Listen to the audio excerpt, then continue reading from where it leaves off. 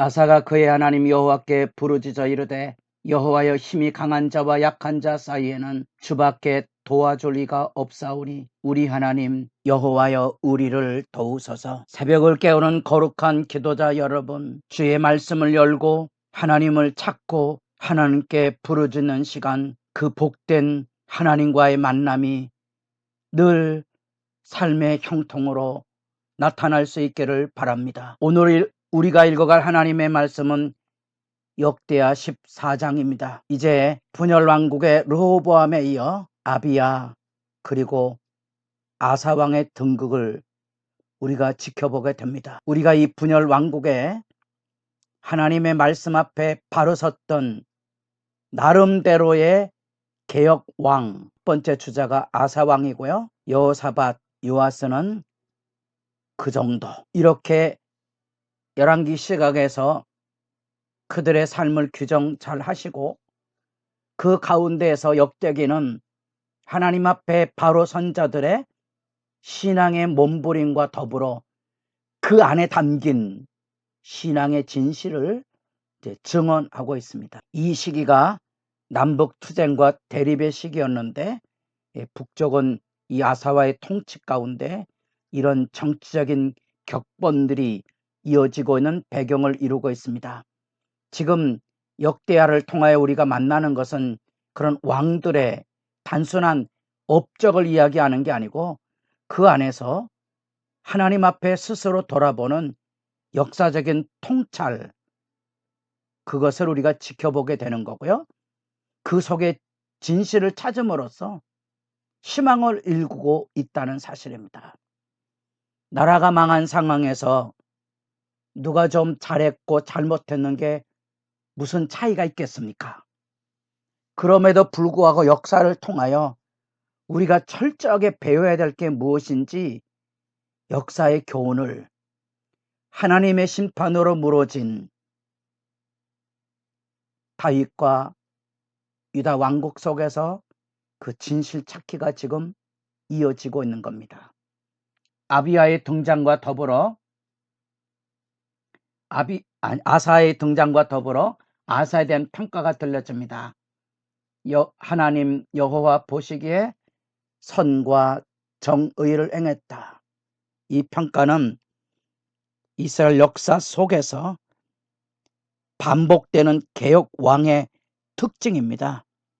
개혁왕이라 하면 이후에 등장하게 될 요시야, 히스기야를 중심으로 해 여호사밧으로 이어지는 붕의 왕조뿐 아니라 그 중에 나름대로 선한 몸부림을 했던 우시야, 요아스, 이런 사람들을 이제 언급하게 되는 겁니다. 그 선과 정의를 행했던 이 아사의 이야기가, 그래서 여기 역대기는 비교적 긴 이야기가 나오고요. 그 개혁 속에 등장하고 있는 많은 시련과 그리고 안타까운 역사의 결말을 보고 있는 거죠. 지금 우리는 14장에서 요시야의 개혁의 장면을 지금 읽어가고 있는 겁니다. 그 안에 여호와를 찾는 자들에 대한 축복으로서 그 하나님 앞에 여호와를 찾는 바른 삶을 통하여 평안을 누리게 되었는데, 그 통치의 은총이 선과 정의를 했던, 여호와의 명령에 순종했던 그 믿음의 실천을 지금 이어지고 있는 건데, 그 선과 정의를 행했던 실천적인 행위가 우상을 타파하는 거지요.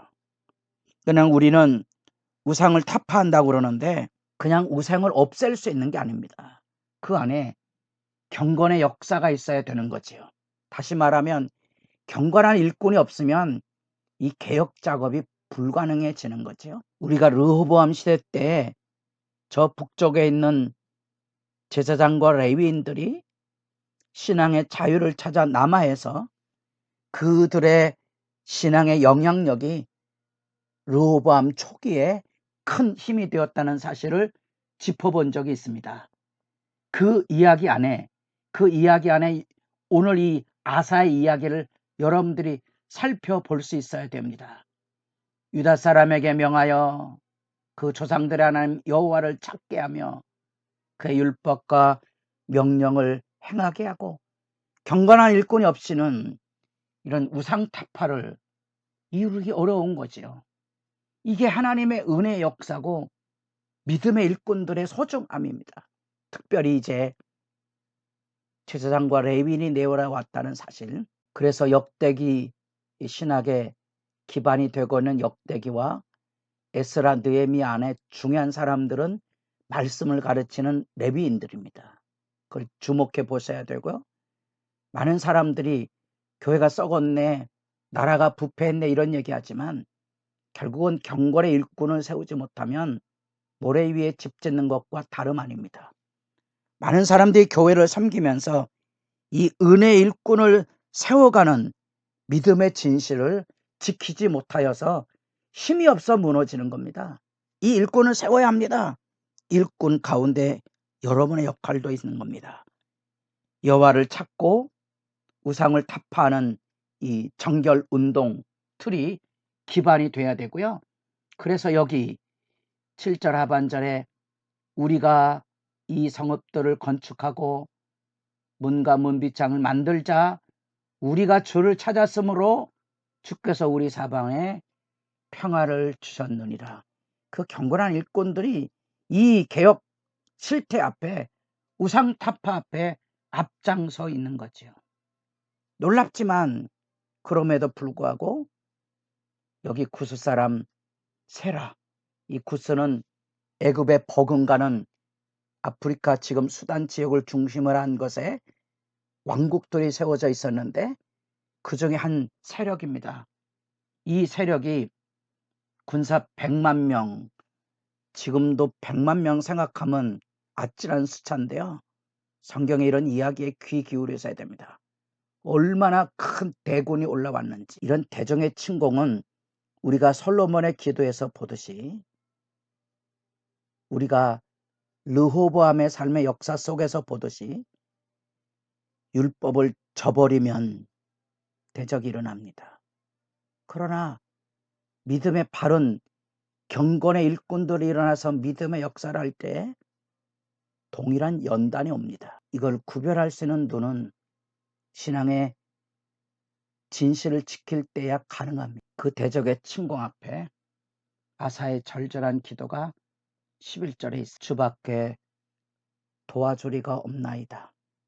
그 절절한 부르짖음의 이야기는 솔로몬의 기도 속에 나타난 대적의 침공이 왔을 때 이기는 법을 지금 아사가 끌어안고 그 말씀으로 부르짖고 하나님을 찾고 하나님의 도우심을 기다리는 겁니다. 놀랍지만 그 기도의 응답 그대로 하나님께서 대적을 치셔서 적군이 도주하고 유다가 추격하게 됩니다. 이것이 바로 구약 성경에서 나타나고는 전쟁의 의미입니다. 구약에 나타난 전쟁은 권력을 확장하거나 남의 나라에 침공을 해서 약탈하는 게 주 목적이 아닙니다. 여호와의 전쟁은 이처럼 믿음의 역사를 이루어가는 신앙의 전쟁입니다. 시편 33편 16절에 많은 군대가 있어 구원 얻은 왕이 없고 용사가 힘이 세어도 스스로 구원하지 못하느니라. 그게 역사의 증언이고 그게 역사 안의 기도입니다. 여호와를 찾고 만나는 역대기의 역사 이야기를 읽고 있습니다. 현실을 어떻게 살아가고 있는가, 악의 현실 속에 어떻게 하나님의 승리를 경험하는가, 열쇠가 여기 있습니다. 여러분은 어떻게 싸워오셨는가? 여러분의 삶의 이야기, 우리 교회의 이야기를 여러분들이 대입해서 기도에 가셔야 될 것입니다. 그러면 나라가 망한 상황에서 역사를 짚어가는 역대기 이야기가 오늘 우리들에게도 절절히 다가옵니다. 선과 공의를 행하는 믿음의 왕에게 주님의 일꾼들이 함께 합력했을 때 평안이 일어났을 때로는 믿음에 바로 살아도 대적의 침공은 있습니다. 일종의 연단입니다. 그때 아사는 그 말씀의 사실대로 하나님께 엎드려서 자기를 낮추고 하나님 구하고 찾았던 거죠. 그 작고 부르짖음에 하나님의 승리가 여기 있다고? 하나님의 승리가 여기 있다고? 지금 역사를 통하여 일깨우고 있는 겁니다. 바로 그들은 여호와를 의지하였던 거죠.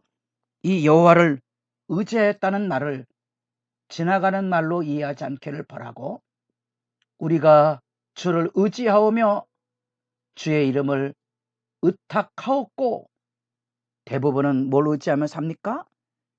병거를 의지하고 삽니다. 여호와를 의지하는 사람만이 대적과 시련이 왔을 때 하나님 앞에 거꾸러져서 하나님을 찾고 부르짖습니다. 믿음의 이야기를 여러분도 써나가는 믿음의 증인으로서의 삶이 깨끗하기를 소망합니다.